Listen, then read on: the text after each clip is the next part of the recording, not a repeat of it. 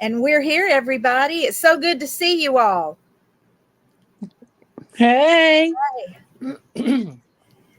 Sarah, we are so very glad that you're with us. I'm probably, I might even get a little teary because this has been quite the week for our sister. And Well, thank y'all. It's good to be alive and good to be here. I still got a long road to go, but I'm making it day by day. we're so thankful. We are so thankful for that.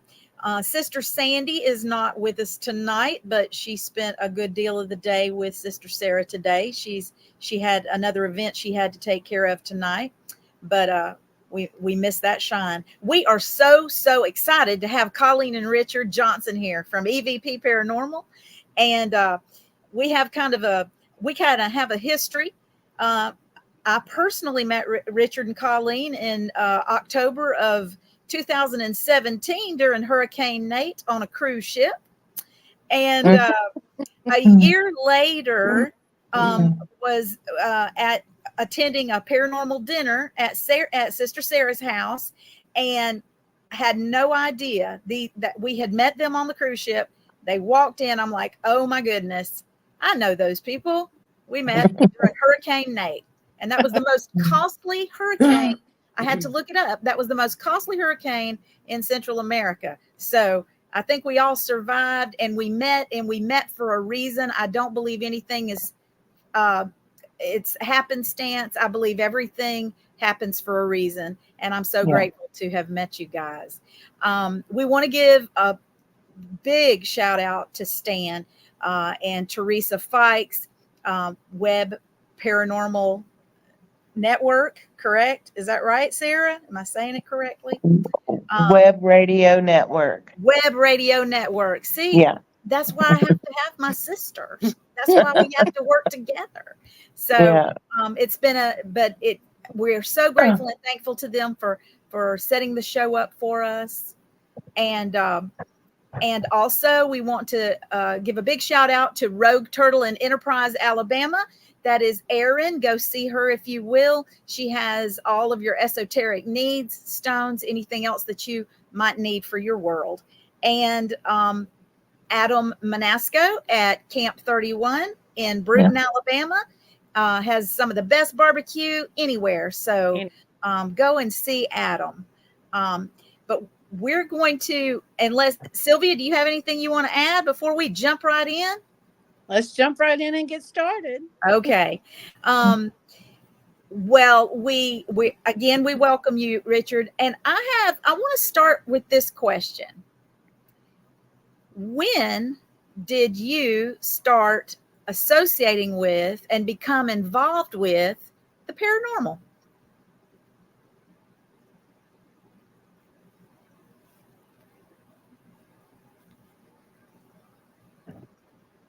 Can y'all hear him? Can y'all hear me? No, I can hear y'all, but I can't hear Richard. I can't either. Can you guys hear us? Okay. We can't hear you. Yeah, we're having some volume issues with you.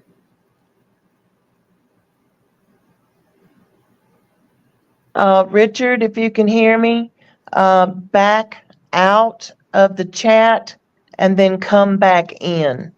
Let's see if that might fix the volume problem.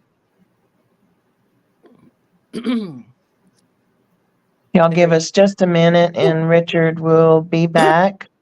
I wasn't expecting my face to get that big all of a sudden. You're beautiful. We're beautiful. We are all beautiful. I just kind of went, oh. Y'all just please bear with us. It's technology, and you know how technology is. Sometimes it works and sometimes it doesn't. Sometimes it works. Richard will be back in just a few seconds here, maybe.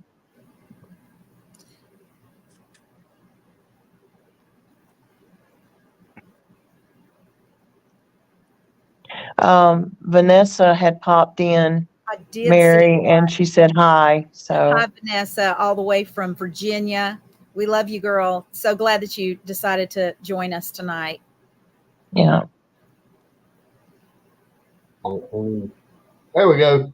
Oh, wonderful. There. Okay. So, Yay. Welcome back, Richard and welcome Colleen. back.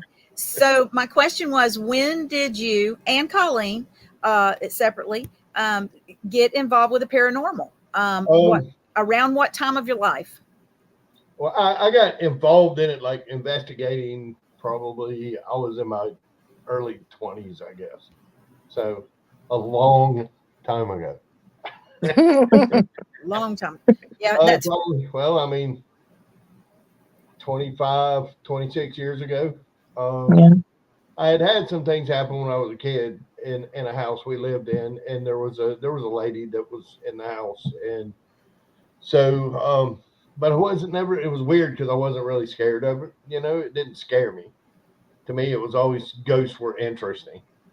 See TV shows about ghosts, it was interesting. So and seeing that when I was a kid, I think that's what got me interested in the paranormal, and um, then a bunch of friends, we all just decided we were going to go run around and look for ghosts. It starts, and that's how it started. We were just like, let's just go goof around. So we went to an old school over in Alabama and just was snapping pictures at night. And I got a picture of a family on the back porch of the school. And Oh, wow. after that, it just took off, and I've been doing it ever since. and It's so you addicting, isn't it? Yeah. yeah, I think we all started that way. And Colleen, did you get involved? Were you involved with the paranormal before you met Richard, or are you his ride or die? Well, I wasn't involved in it before I met Richard. My children actually were gifted. So I had one child that was empathic and one child that could see spirits from the time he was able to walk and talk. And Wow.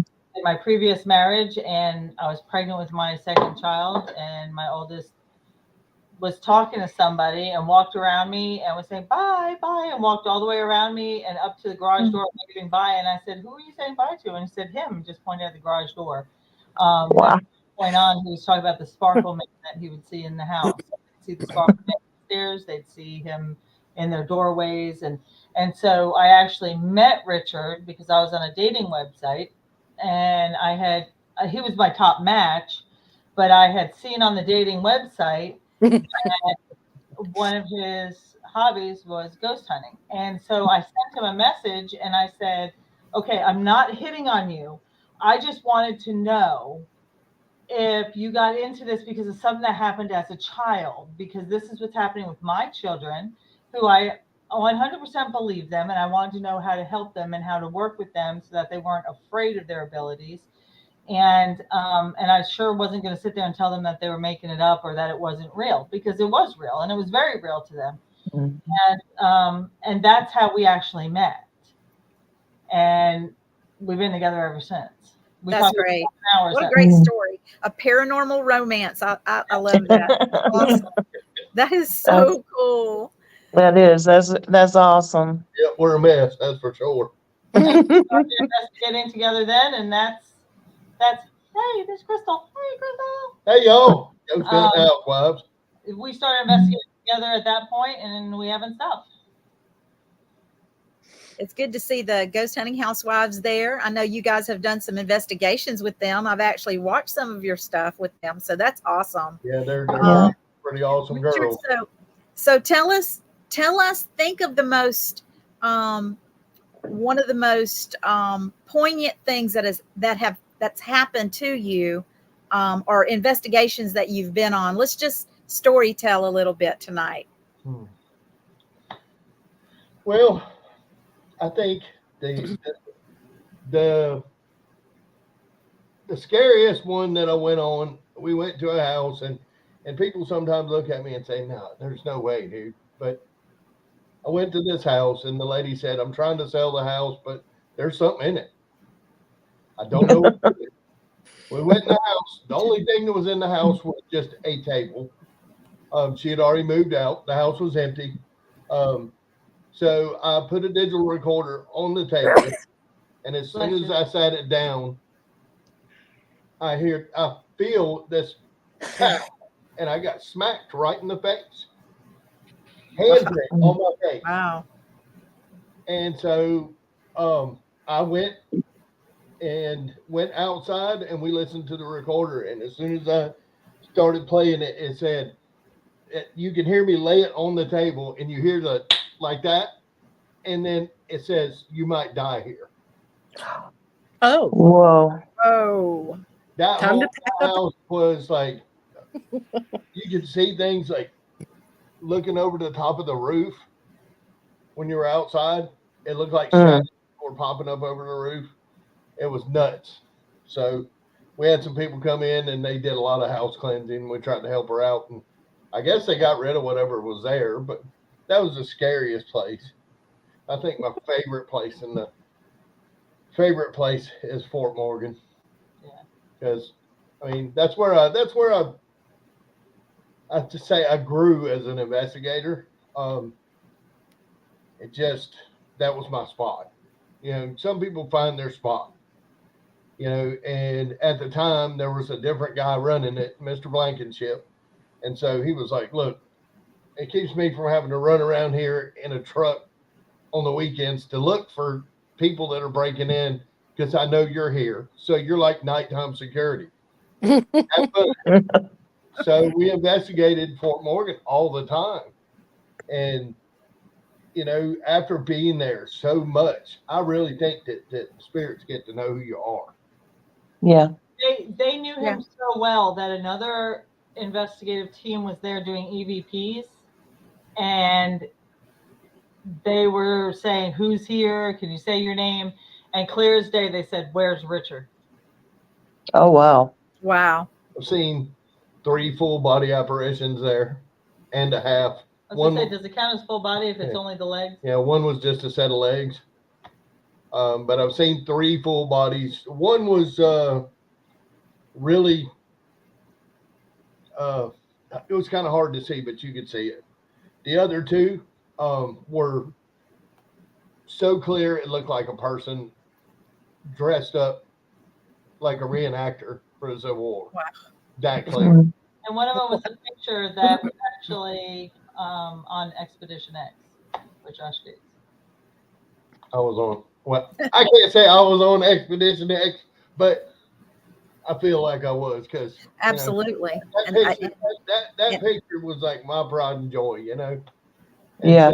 so, they actually used it as the basis of their investigation of Fort Morgan. And they caught a full-bodied apparition walking on camera. They got one on camera. It's So for episode 5 and 6. They had to do 2 episodes because they were getting so much down there. But due to COVID, you know, it's kind of restricted of who could go down there while they were filming. So we couldn't go. And so used my picture anyway. So it was exciting, you know. And you did say, what was do you remember the name of the episode that someone could go on and see that picture? Because I remember seeing that picture and it was absolutely vivid of a soldier. It You still have it on the phone. what's the episode called? Ghost Fort, I think is what it's called. Ghost to the Fort. Okay. Season 4, episode 5 and 6. So people can go and check out that photo because that was your photo. That was really, really good. Really awesome. And they've tried to disprove it. I think the only thing that they could come up with is if you were running with a cooler full of dry ice and a special camera and a fan, and I was like, who brings all that ghost hunting with them? I mean, and I like the way Expedition X is, because you have a paranormal investigator and you have a scientist. Okay, Phil is a scientist. That's his thing is to prove, you know, it could be something else. Yeah, it could be. So that's his thing, and she investigates the ghost part. But he tried to debunk it, and he even said, you know, he said, I can't really say I debunked it. And I'm like, yeah, that was me holding up my dry ice and, you know, with my $5 400 shots a second camera taking pictures. I took that picture. It was probably, I think, around 4 o'clock in the morning. We were investigating, just camping there all weekend. We were there. We had tents set up. We were just spending the whole weekend. I walked around the corner, and as soon as I walked around the room, he was just standing right there. We were 3 feet from each other. See the buttons on his uniform. Wow. And I was standing there, and I'm just like staring, but like it wasn't like he recognized I was there. It was like it was like he was looking through. He was looking through me. Like looking at what was there before. So I don't know if they really realize like maybe what they see is what they were seeing back then. I don't know, but Well, the fact What were your thoughts, Richard, when you locked eyes with him? I was just going. I didn't know what to think because I've never seen one. right, That was the first right, apparition that I've ever seen. Yeah. And I was shaking, and I was like, and then in my head it's going, "Get the camera, stupid! Get the camera!" So I just right. grabbed the camera and just held it out and took the picture, and that's what I got. As he was like turning into a mist.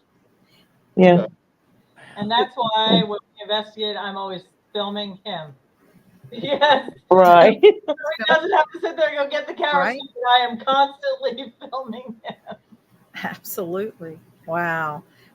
And see, people don't think, they think, oh, well, they're ghost hunters and they go in, but we get excited when we see stuff. We get really excited. absolutely. And it is kind of like, here, hold this. I got to look at this, and so yeah, absolutely. That's I'll tell you, the most photographic evidence that I ever got was when we went to the Myrtles plantation.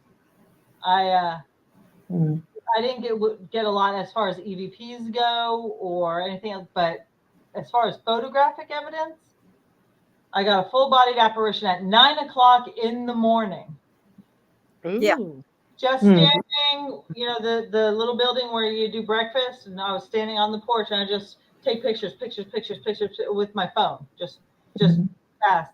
And then while everybody's standing around talking, trying to decide what to do next, I'm just sitting there and blowing up every picture, looking at every inch of the pictures, and there is a woman in full Victorian garb, hair up, and you could see the grass through her bun in her hair and everything. Yep.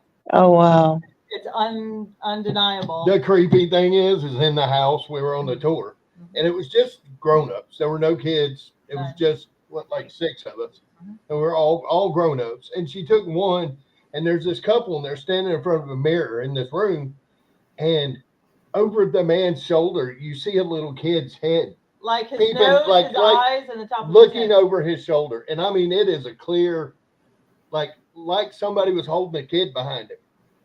So, wow. And they have this story that Chloe steals earrings. She'll steal women's earrings, and they have this little glass top display case that's full of earrings that they have found laying around. And I was like, oh goodness. So the next morning we were eating breakfast, and I was talking to one of the girls at the checkout counter, and I'm standing there, and I swear I've never seen anything like this in my life. Her earring, she had on some dangly earrings, and her earring went straight out like this, like levitated on its own. And then you could see her earlobe pulling, and her earring fell out and landed on the counter. And I was like, what the heck was that? The camera. And she was like, she just looked over like it was no big deal. She's like, Chloe, stop. And she picked it up, put it back in. I was like, that's it. Chloe, stop. I've been freaking out. right. Wow. Yeah, so that place is cool. I did find, I don't know if I can do this. I'm just going to see. There it is. Kind of hard to see, but I'm telling you, that is an amazing photograph. I watched that. Yeah. I watched that show of with Josh that night, and I'm like, oh, there's Richard's photo. It's awesome. But even on the episode though, you can't see the color in the picture. Mhm. Like you can see the color in the soldier's face and Yeah. stuff, which you can't Right. see in there. And then, but yeah, like Fort Morgan, so like it's so active and so many like you get EVPs all the time. Right. EVPs, you hear sounds. We've heard cannon fire there, gunshots. You hear bells ringing a lot, and that was on. They caught that on the episode too. And um, but it has such a long history besides Fort Morgan, because before Fort Morgan there was another fort there. It was called Fort Boyer, and it was an English Spanish fort, and it was a wood fort. So that was there before Fort Morgan.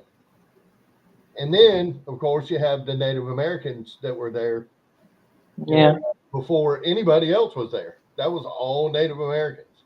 It's like they made this discovery that I saw on the news, and not just a few years back, talking about, oh, we found this ditch that runs down Fort Morgan Road that the Indians would use to, with their canoes to go back and forth. I'm like, that's an Indian ditch. I've known about that since I was 5. It's not a new discovery, but you can go like on the bank of the bay and go down there and walk along and pick up pieces of pottery, so there's a lot of history down there. So you know that there were ghosts. You know that there was intelligent, but you also feel like maybe the gunfire was residual, all the residual stuff as well. yeah, it's got a little bit of everything. Kind of the perfect storm with all of it happening at one time. Yeah. And I was so glad that at that time he was, he would let us just anytime we wanted to go. So it was like we were there all the time. So we got to, if you only go once, you don't really get everything. It's like Expedition X. They were there for probably 2 weeks, filming. And so it takes time, and I really think that they kind of warm up to you. The spirits warm up to you. They get used to you being there. Yeah. I really do. I think that a place you go to over and over and over, it's like, oh, you're visiting again, That's why there's some places that we'll go to investigate where people are having a lot of activity in their home. And if we're by ourselves, we can't get any activity, and we actually have to bring the homeowner in because spirits know the homeowner. But that's what we like to do. That we just had a case, and it was a private house, so I won't give too many things about it, but yeah, we like to help people, and this couple, they said there's something going on. It's just. So we went to their house, and I was like, man, I feel weird in here. And they had all these big dehumidifiers running in their house. The house was just, I grabbed an EMF meter. Off the charts. I walked in the door with the EMF meter, and it just, it went so far, it went back around to zeros. And I was like, there is no wonder. I told her, she goes, well, do you think my house is haunted? I was like, no. I said, look, turn these things off. Number one, you don't need them on when you're here. You are blasting yourself with EMF, and it makes you nauseous. It can make you irritable. It can make you hallucinate. I mean, EMF is bad for you, especially that amount. And so we turned them off, but we stayed and we investigated. We did all kinds of stuff. And the longer we were there, the more the lighter and lighter and lighter it got. And even they said, it feels so much better in here. And I was like, that's because your house was like a lighthouse. I said, Joe down the street could have had a ghost, and he's like peeping out the window going, oh, check it out. It's like, Duracell. Your house, because that's free energy. All that EMF, that's all that energy for them to soak up. I said, now that, we did a cleansing, and we told them, if you want to turn them on when you're not home. When you get home, turn them off. because you don't need to be exposed to all that EMF. Called them the next morning. She said, we slept great. The house was quiet. You know, sometimes it's not just ghosts. Sometimes, you know, and like that's what we like to do is try to figure these things out. You know, if Yeah. it's a ghost, hey, you know, good for them. I wish it was a ghost, you know, because then we could have got something. We did cleanse the house just to be on the safe side. We cleansed the house, but you know, in the beginning we did Estes, and we had a lot of activity. And it would say, like, one of them would say, I'm just passing through. One of them called you a hole. Yeah. So, I mean, yeah, over at Estes, when we did it twice, and it would talk about the dog, their dog. Most of it was about the dog, and then one guy, I would hear his voice over and over, and he'd just say, just passing through. So that told me, you know, look, they're coming here to get energy. And so once we told them to turn all this stuff off when they weren't, you know, when they were at home, it just mellowed out in there. Because I could feel it when I went in. I was like, oh, wow. You know, I feel dizzy and a little, you feel off with that much EMF. And shoot. And on top of everything else, they told us that they were both empaths, and they had a preteen son. And he was just going into puberty. Yeah, and he was being like irritable. It was like a perfect stuff. storm. I was like, no wonder. You know, y'all are sitting inside a microwave in here. Yeah, right. Right. They were living in a microwave, huh? Well, and you know, that's what we do. True investigators. We go in cold many times. In the case of like Fort Morgan, you knew that lots of activity had happened there. But if you go into a case cold, like the case you were just talking about, we can surmise what's going on. Sometimes it's not. Sometimes it's not what we think it is. It doesn't mean that it's any less cool. You know, it doesn't mean, because to get to the bottom of it and bring some peace to those families, when we talked with Mercedes a couple weeks ago, that's what it's about. Getting some peace for families that don't have any peace. And we've seen it before too. Like you said, the high people think they're crazy. You know, that's the thing is there's so many people that have stuff that's happening in their house. They won't tell anybody about it because they're like, I tell somebody, they're going to think, you know, I'm nuts. They're going to lock. And then they do the phone in psychic thing. And the psychics are telling them it's demonic. They're telling them it's a Creek Indian. You ought to hear the stories from this house. Well, I talked to a psychic on the phone, and I was like, okay. Yeah. Okay. I mean, if it's something that dark when you go in, and we didn't feel any of that. We felt the air was buzzing. But you know that feeling when there's something dark. And then when you have 8 industrial, huge big dehumidifiers running in that little bitty house, it's overwhelming. Right. Hey, you know, sometimes we got it, you know, that's what we do. You know, we help people, and it seems like like when we do see when we see actual spiritual apparitions, it's when we least expect it. You know, I mean, people think, oh, that's what they see every day. No, we are investigators. We investigate.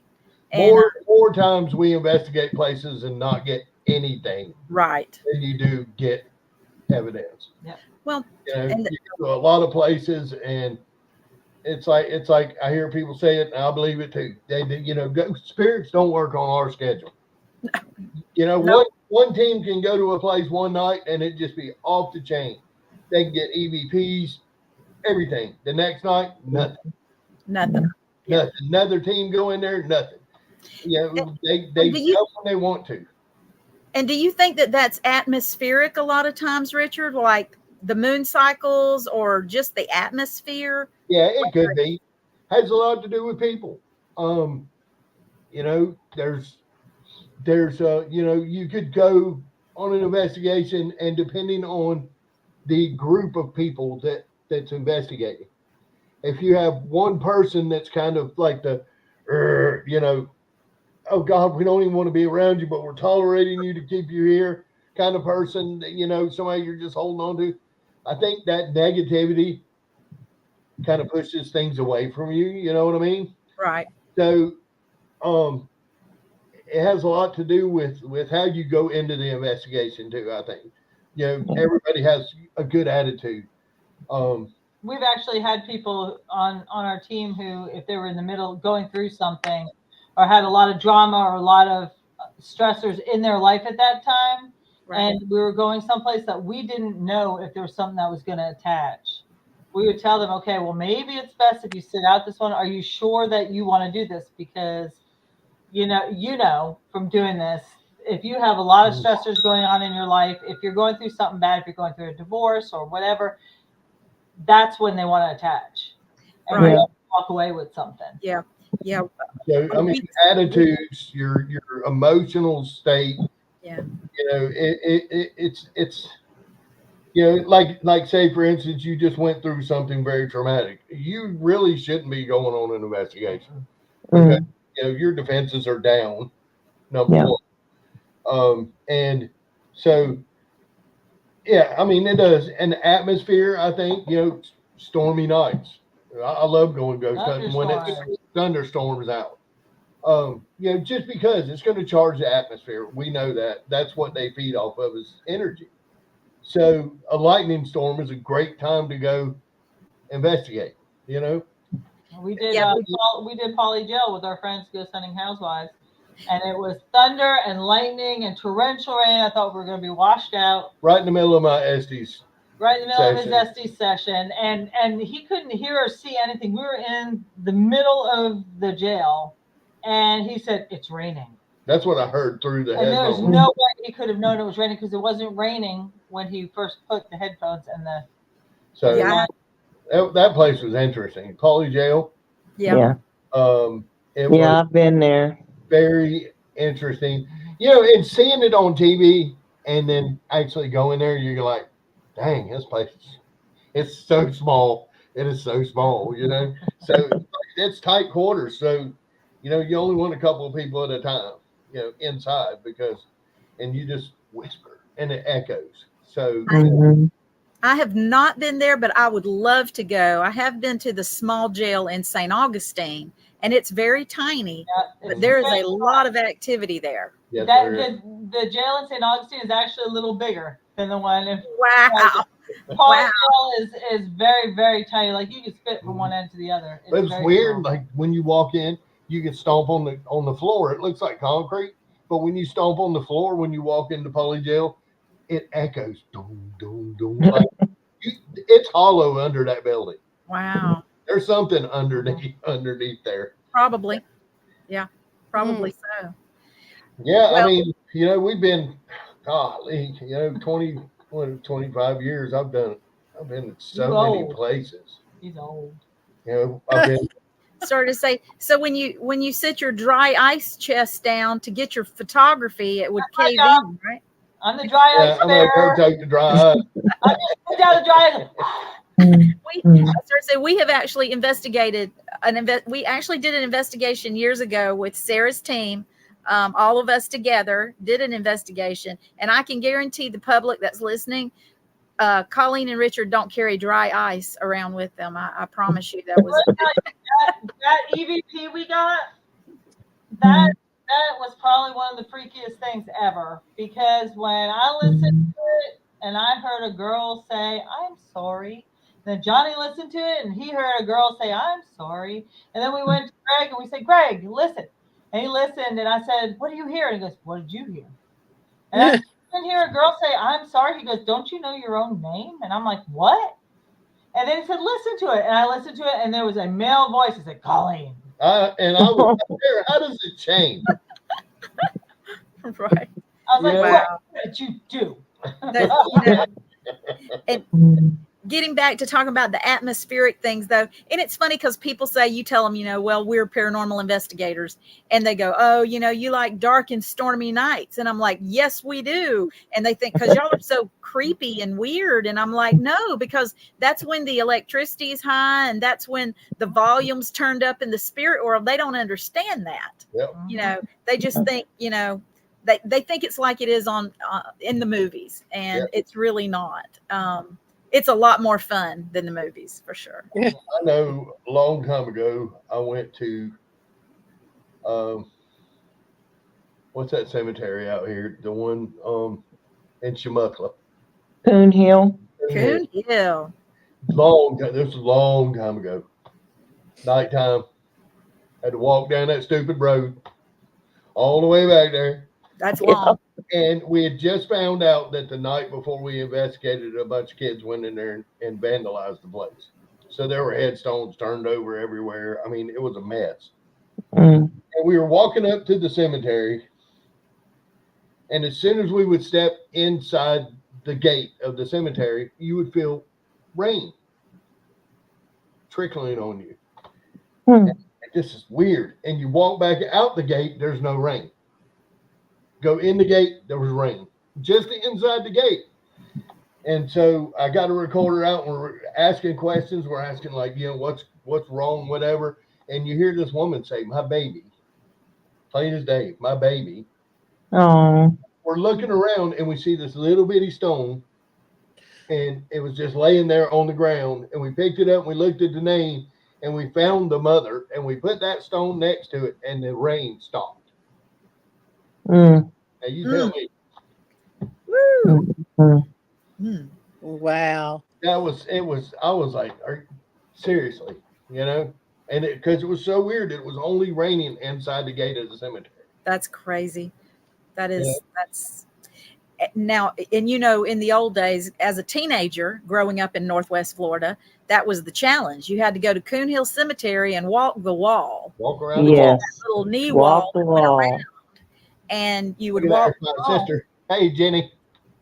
Oh, hey, and I meant to speak to Linda a while ago. Yes, better late than never, Linda. We're glad to see you tonight.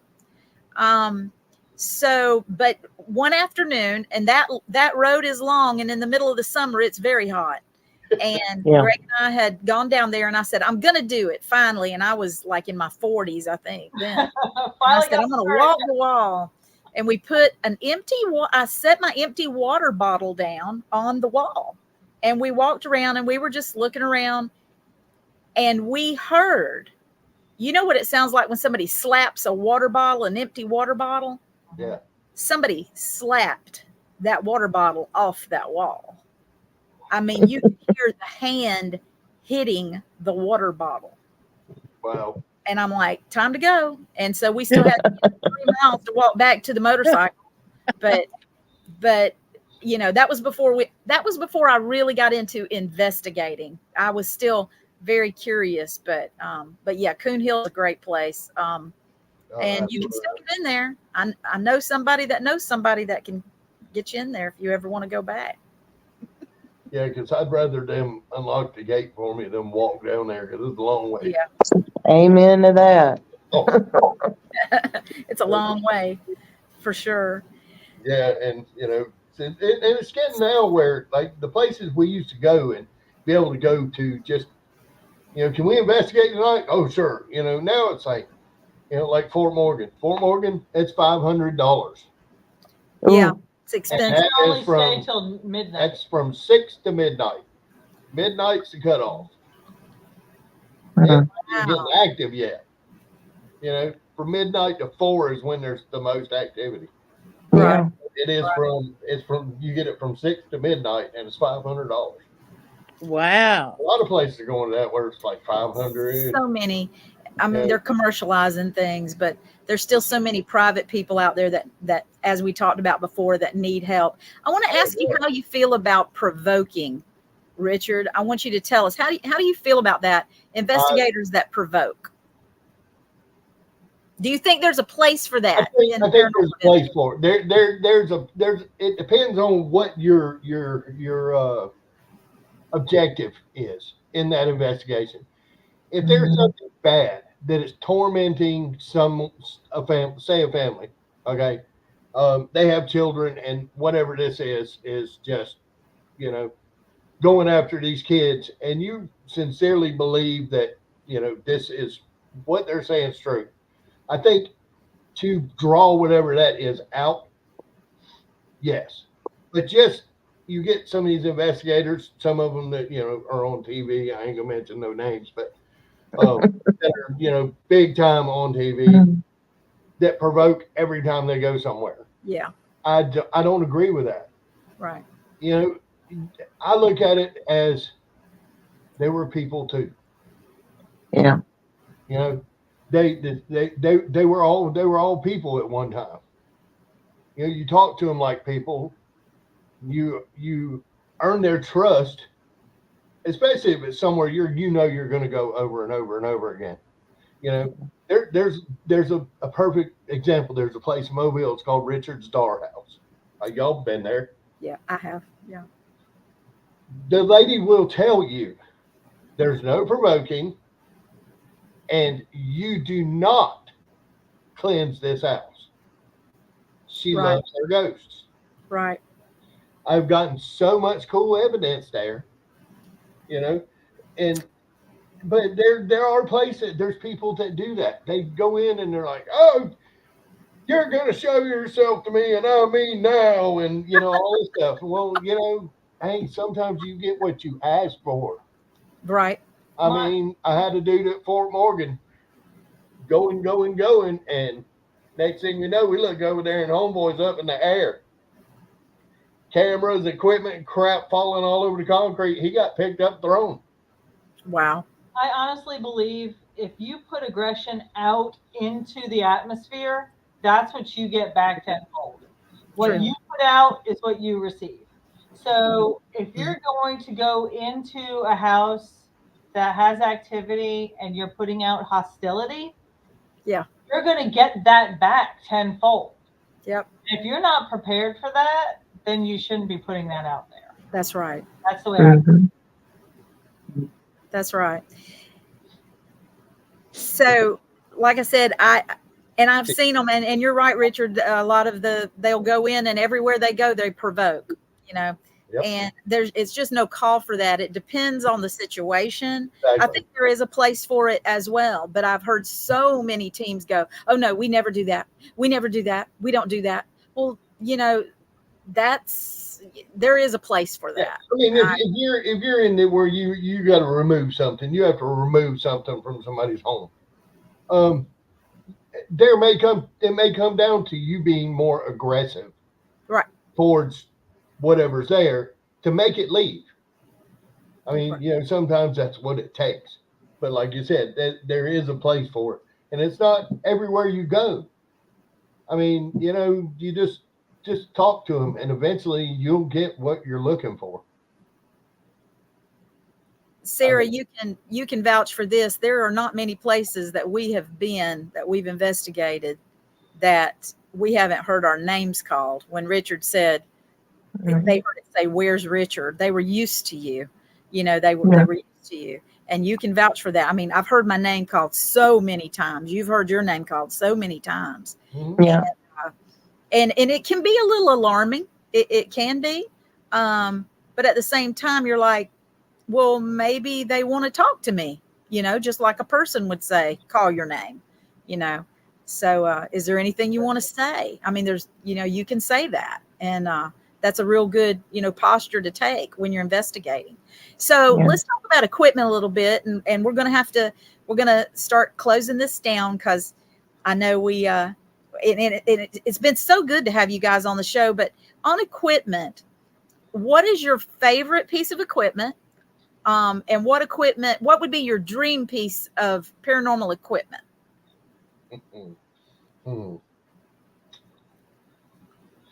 Favorite?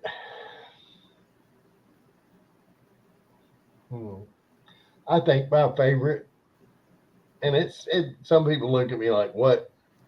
One of my favorite things to use is, and she got it for me, is just an old school tape recorder. just Cassette tapes. recorder. Cassette tapes. And I don't know why. I don't know if it has something to do with the magnetics in it when you're recording, you know, because the way the tape goes across the head and the way it records, it has something to do with magnetism. And I don't know, but you seem to get more EVPs with an old tape recorder. I think the reason why everybody phased away from them is because when digital recorders came about, it's just easier to, plug it into the computer and upload Right. it versus, with a cassette recorder. But a cassette recorder, to me, it seems like it's so much better for doing EVP work. It picks up. I think it's just more sensitive, and it's easier for them to manipulate that than it is something else. So I don't know. I love my cassette recorder. And we try to do a bunch of different ways of picking up EVPs, whether it's digital voice recorders or the cassette recorder, or this. We have several different kinds of spirit boxes. We have different apps that we use on our phones. We're, just trying to get those spirit voices. That's why we named our group EVP, because, that's a big thing that we're trying to do is trying to see what mediums work best. And I think the one, and I hope he sees this. There's a guy, his name's Jay Prather. You probably know him. Wears a cowboy hat. He makes spirit boxes. I'd love to have one of his boxes. I tell him all the time. He'll be showing them off, and I'm like, one of these days, man. One of these days, I'll be able to afford one. And he's like, I think we all have that dream piece of equipment. And I'll tell you, one of my favorite pieces of equipment is fast becoming, and Sarah doesn't know this. One of my favorite pieces of equipment is fast becoming dowsing rods. I think they're fascinating. I have always been fascinated with dowsing rods, and I just think heritage. I think you can get answers with them. I've seen it in action in our team, and I think it's kind of cool. It's very cool. So Colleen, what is your favorite piece of equipment? The recorder as well? I think the SB11 is my favorite. I love the SB11. I love using it and hearing the voices. So he wants me to say the new voice recorder that he bought me for Christmas, but it's the SB11. That's my favorite. I love the spirit boxes. I really do. I think all of us. Yeah, I think all of us do. I always loved to watch people work with the Frank's box and those kind of things, and spirit boxes are very. I would love a Frank's box. I would love a Frank's box. Yeah. Oh yeah. A Geoport. Geoport. Oh yeah. Like yeah. The Geoport to me there's no, you don't hear that or anything. And even on the ones, and I don't know why they're charging people $400 or $500 for one of these spirit boxes, when all it is a mini amp, a little amplifier. You can get it at Guitar Center for $29. Okay, the little amp, and then the two pedals are like $10 a piece, and it's a noise gate and a reverb pedal. And I've got one. And then you plug your SP11, SP7 into it. You turn the pedals on, and it takes the noise out, so all you hear is the voices. Mm-hmm. It's $50 to build it. Yeah. If you already have the spirit box. Yet. I do. I have it right there. Well, how do you use it? I had a little tiny parabolic mic one time. I loved that thing. I loved it. I kind of long for the days that when paranormal investigation gets back to a simpler time. I think we got better evidence. I think we made better connection, both spiritually and with people, in the old ways. When we had a camera and a tape recorder. Mm-hmm. There was no such thing as a K2 meter or whatever, meter or nothing. No REM pods. We didn't have none of that stuff. No. When I first started, luckily had a digital camera, and it was an Olympus, and it was just a piece of junk that somebody gave me, but it worked. Right. And I had a tape recorder, and that was all I had when I first started ghost hunting. And I tell a lot of people when they're, you don't have to buy all this stuff. This is it just enhances the experience. If if you can afford the toys, get the toys. If you can't, you don't need it. You need your body Yes, you're feeling. Your Yes, body is number one because it'll absolutely. tell you everything. Watch the hair on your arm, the way you feel. If Right. you Mhm. pay attention to those things, and Yep. just a crappy camera and a tape recorder. That's all you need, Yep. and the rest of it is just fun stuff. You know, we You took know? our grandbaby to, was it Barrancas? Yeah. And all she had was a K2. Okay, she's 7 years old. She was 6 at the time. That baby's gonna be There's no electricity out there. We were just Terror. walking around, and she was talking about whether or not the people who worked there or fought there had children. And the K2 was pegging red, just pegging red. And we were she was up ahead of us. And she turned around, she's talking to us, and Richard goes, look, look, look, look, look, look. And she's like, ah! And she's like, here, trying to get her off. It's something as simple as just the K2. And that's all she needed. And she got That's so much activity. And I like to see That's that. great. A lot of people don't. I like to see kids that are interested yeah. in the paranormal field. Yeah. I'm not saying take your kids to somewhere that's dangerous, but like during the daytime, we take her during the daytime. We have taken her a couple times at night. She's 7 years old. Let me tell you what, that 7-year-old will bail out in the middle of a cemetery, pitch black dark. Where's my flashlight? Where's my K2? And she is gone. And she's running around. Touch it, touch it. It's in her. It's in her blood. She I loves started to it. say, but That's talking her- about using the using our senses and all. I said, I guess we are. They call us, of course, our age. They call us the boomers anyway. I guess we'd be the boomers, huh? Right? Terrible dad joke, right? Yeah, because I mean, really, if you look at the way we started, when we started, and when we started, and when kids are starting now, that were our age when we started, the ones Yeah. that are starting now, they have all this technology, all the new gadgets and stuff, Yeah. So we grew up as old school. We're the OGs of ghost hunting. Yeah, Yeah. we are. So, that's it. I think that's something to be proud of. I think it is too. Like, I think it is too. Well, listen, guys, we're going to go ahead. We're going to try to get this wrapped up. We again want to thank our producer, Stan Fikes, and Webb Paranormal Radio. No, See, I'm going to always get it wrong. I need you. Webb Radio Network. Thank you. I'm going to write it down. I'm going to learn it. I promise I will. Colleen and EVP, where can we see you guys? Are y'all going to be doing any investigations soon that we can see or that we can follow? Well, we're going to be at the Cajun Country Paragon in New Iberia, Louisiana, March 23rd. Okay. We will have a table there. And look forward, we're going to have some, hopefully, things coming up soon.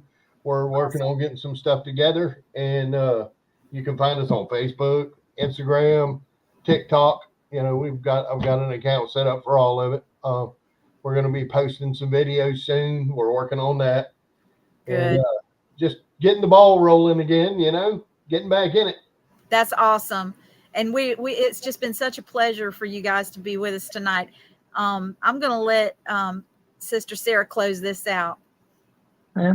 Well, one thing, would y'all do us a favor and let us check our scheduling and give you some dates that you could choose from and come back and be with us again? Oh, absolutely.